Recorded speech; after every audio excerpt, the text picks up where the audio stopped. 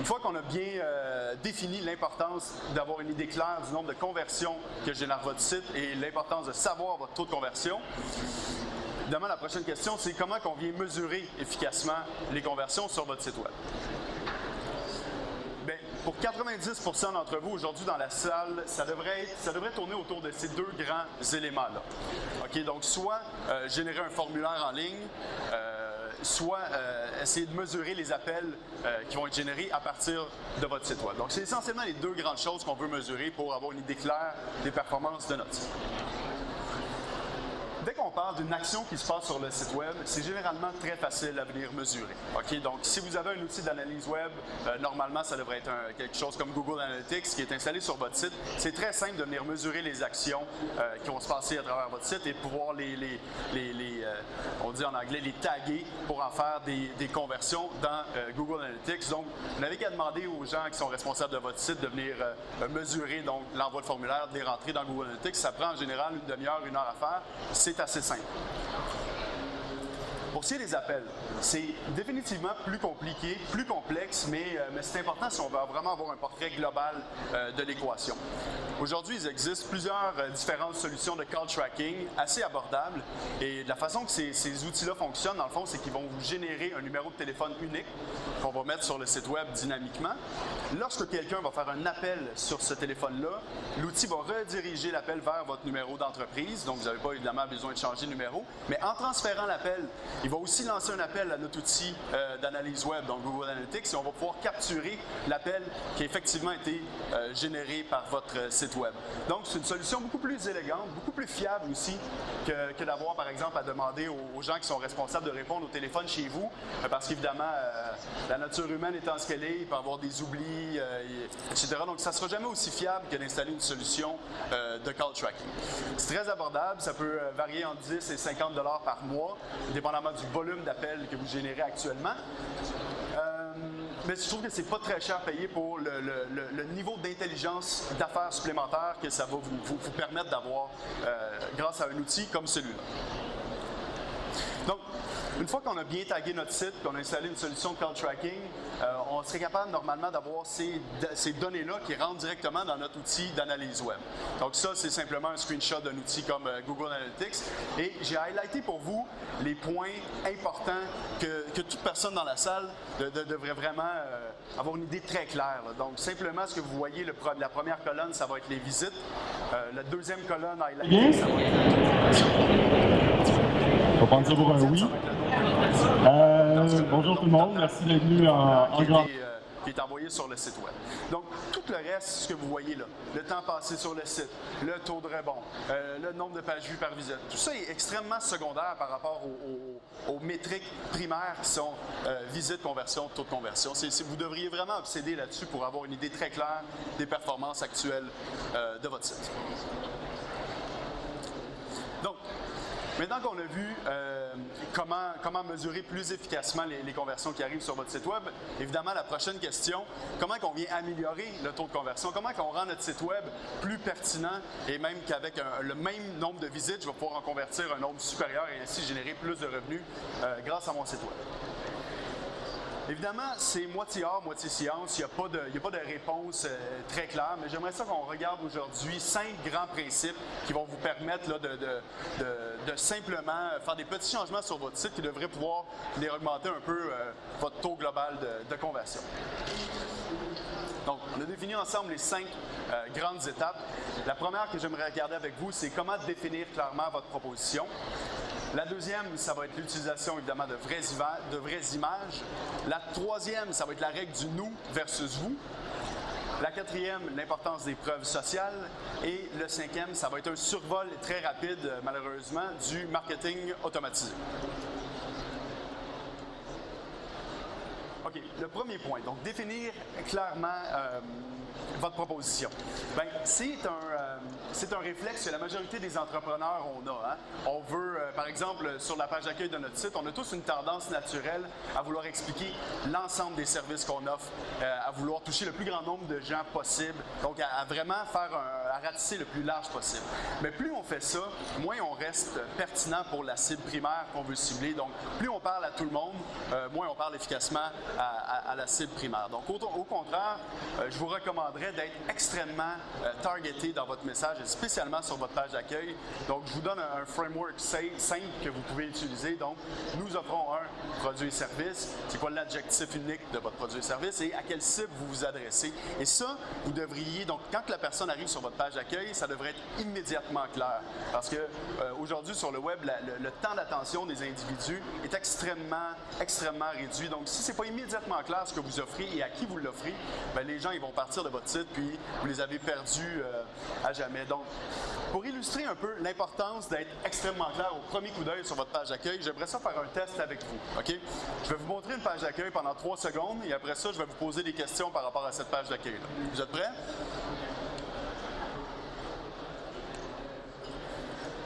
Qui d'entre vous pense que le site que vous avez vu, c'est un site universitaire?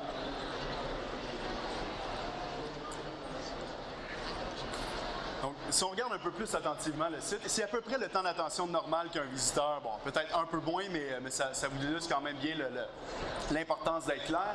C'est en fait le site du Canadian National, donc le site du CN, qui utilise la plus grosse portion de real estate sur sa page pour simplement évoquer une nouvelle. Donc, je ne sais pas si c'est un partenariat avec l'Université du Manitoba, mais regardez l'ampleur du logo qui n'a rien à voir avec le CN, évidemment. Donc, c'est vraiment c'est dommage, en fait, quelle perte d'attention et d'image, là.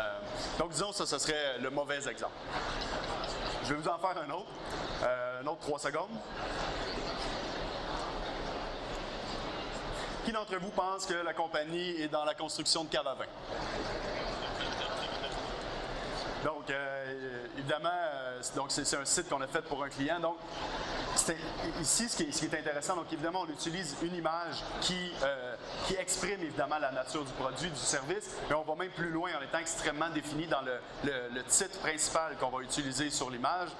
Donc, en une fraction de seconde, on peut vraiment bien comprendre la nature du produit et service. Et de plus, avoir un titre comme ça, c'est évidemment pertinent pour le positionnement naturel sur les moteurs de recherche également. Donc, très important, définissez clairement votre proposition sur le web.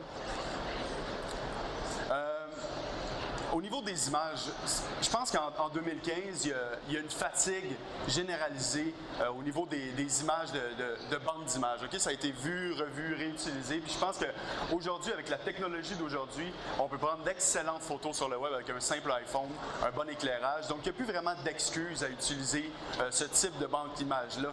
Puis, ça crée une espèce de disconnect naturel aussi. Quand moi, j'arrive sur le site de ce dentiste-là, c'est bien clair que c'est pas elle, la fille que je vois là, qui va me jouer dans la bouche. Là. C'est évident que c'est pas la vraie personne qui va m'accueillir. Donc, si je compare le site de dentiste que vous voyez là à un site d'un des clients qu'on a créé, donc une autre clinique de dentistes, parce qu'eux autres, ils ont vraiment pris le temps de prendre des belles photos d'équipe.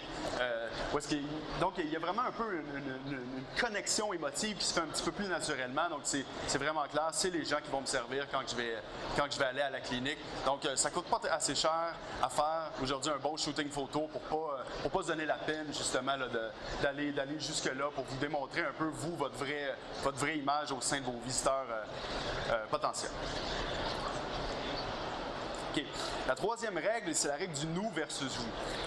C'est assez simple en principe, mais c'est assez dur à faire en réalité parce que la nature humaine a tendance à parler au nous. Donc aujourd'hui, pendant la journée, si quelqu'un vous demande ce que vous faites dans la vie, on va tous avoir tendance à répondre quelque chose comme « Oui, ben je travaille chez Combustible, nous sommes une boîte de marketing web spécialisée, nous avons plus de 70 clients, nous avons 10 ans d'expérience, blablabla. » Donc on parle vraiment au nous de façon naturelle. Les gens, quand ils sont sur le web, ils ont un seul but en tête, c'est d'obtenir une réponse rapidement à leurs questions. Donc, ils ont une question, ils vont sur Google, ils tombent sur votre site, ils veulent rapidement savoir si vous êtes capable de répondre à cette question-là. Donc, si vous adoptez dans votre copywriting, dans votre façon de vous décrire, un langage qui est plus approprié au vous, donc, qui va vous permettre d'être plus clair au niveau du visiteur en ce moment qui vous visite et d'essayer de répondre à sa question, bien, vous avez une bien meilleure chance de pouvoir créer une première connexion émotive avec la personne qui vous visite et éventuellement, si la personne juge que c'est pertinent de rester sur le site, va prendre un peu plus de temps pour en apprendre davantage sur vous. Il va peut-être vous contacter pour en apprendre plus sur vos produits et services. Donc ça, c'est très, très pertinent. Essayez de parler au vous lorsque possible. Il y a une façon très simple. Si vous allez sur votre page d'accueil et que vous comptez le nombre de « je » et de « nous » et que vous faites la comparaison avec le nombre de « tu » et de « vous », vous risquez de voir à peu près un 90-10. Donc, essayez au moins de niveler et peut-être même de balancer. Là. Ça devrait fortement améliorer votre taux de conversion. La quatrième règle, évidemment, maximiser les preuves sociales. Donc, c'est très simple pour n'importe qui d'entre vous d'envoyer de simples courriels à 5-10 de vos bons clients et d'utiliser les témoignages, dans le fond, qu'ils vont vous donner à l'intérieur de votre site web. Ça pourrait être dans un sidebar, ça pourrait être sur votre page d'accueil, etc.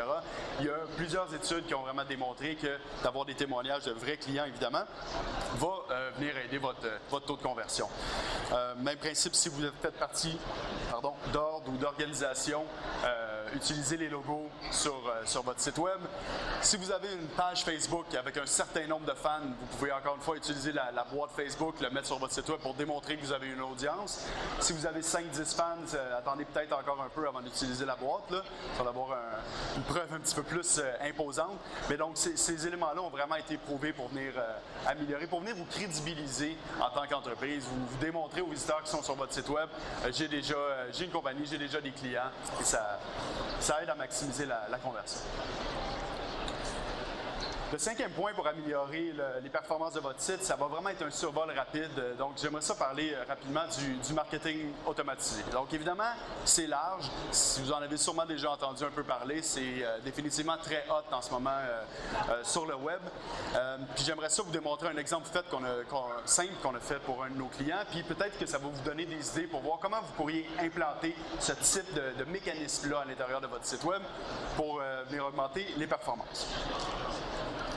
Donc, le Dr Brutus, c'est un docteur qui est spécialisé dans les chirurgies de la main, plus spécialement dans les chirurgies du tunnel carpien. Okay. Et ce qu'on a fait pour lui, c'est qu'on a développé un simple quiz que vous voyez dans la top bar, donc en haut en vert.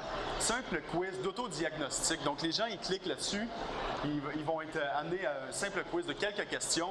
Ils vont répondre par oui ou par non. Et l'outil va analyser les réponses laissées par les utilisateurs et il va ultimement fournir un autodiagnostic simple. Donc, dépendamment s'ils ont répondu oui à plus que 5 questions, l'outil va leur dire, bon, ben, vous pourriez souffrir du tunnel carpien. Et là, ce que l'outil fait, il va demander le courriel du visiteur en échange de contenu gratuit sous forme de vidéo, des trucs simples sous forme de vidéo que les gens peuvent faire à la maison pour atténuer la douleur qu'ils ont au poignet. Et donc, la structure, le mécanisme de ce système-là marche un peu de cette façon-là. Donc, les gens laissent leur courriel. Dès qu'ils ont laissé le courriel, ils vont recevoir un premier vidéo avec des trucs simples qu'ils peuvent faire à la maison. 24 heures plus tard, ils vont recevoir une autre vidéo. Tout ça est automatisé, évidemment. Une autre vidéo gratuite que les gens peuvent utiliser, tout ça. Le deuxième jour, un troisième vidéo. Et le troisième, quatrième jour, ils vont recevoir un dernier courriel avec un appel invitant à l'action. Du genre, si la douleur persiste, n'hésitez pas à nous contacter pour obtenir une première consultation gratuite. Donc, tout ça, évidemment, est automatisé, ne prend aucun temps du docteur qui peut continuer à faire ses chirurgies dans sa salle d'opération. Et le taux de conversion global de ce type de tactique-là, donc les gens qui rentrent dans ce funnel automatisé de vente-là, convertissent en lead à 6%. 6% dans le monde du web aujourd'hui, c'est généralement considéré comme très bon. Okay? Et pourquoi on atteint un si haut taux de conversion? Bien, c'est que l'information contenue dans ces vidéos-là est hautement contextuelle. C'est les visiteurs eux-mêmes qui ont demandé l'information. Ils ont un problème qui nécessite une solution. Ces vidéos-là viennent offrir une solution. Et surtout, ça vient créer une espèce de relation de confiance. Ils vont recevoir 3 vidéos dans leur salon du Dr Brutus qui leur explique des trucs simples qu'ils peuvent faire à la maison. Donc, il y a un peu de relation de confiance. Ils connaissent un peu le Dr Brutus. Donc, tout ça fait en sorte qu'ils sont plus enclins à le contacter quand vient la demande d'appel en action. OK? Donc, et surtout, évidemment, l'avantage, ça permet au Dr Brutus de vaquer à ses occupations tout en ayant un système marketing qui fonctionne complètement sans son intervention. Donc, voilà, la question comment faire plus de revenus en 2015, moi je vous recommanderais fortement de mesurer d'abord votre taux de conversion, c'est la chose la plus importante, d'avoir une idée claire des performances actuelles de votre site web et de vraiment chercher à améliorer par quelques points de pourcentage le taux de conversion. Et une fois qu'on a un taux de conversion satisfaisant, là il est temps de penser à amener d'autres stratégies pour générer plus de trafic qualifié sur votre site. Donc, je vous remercie beaucoup de votre temps. Bonne fin de journée.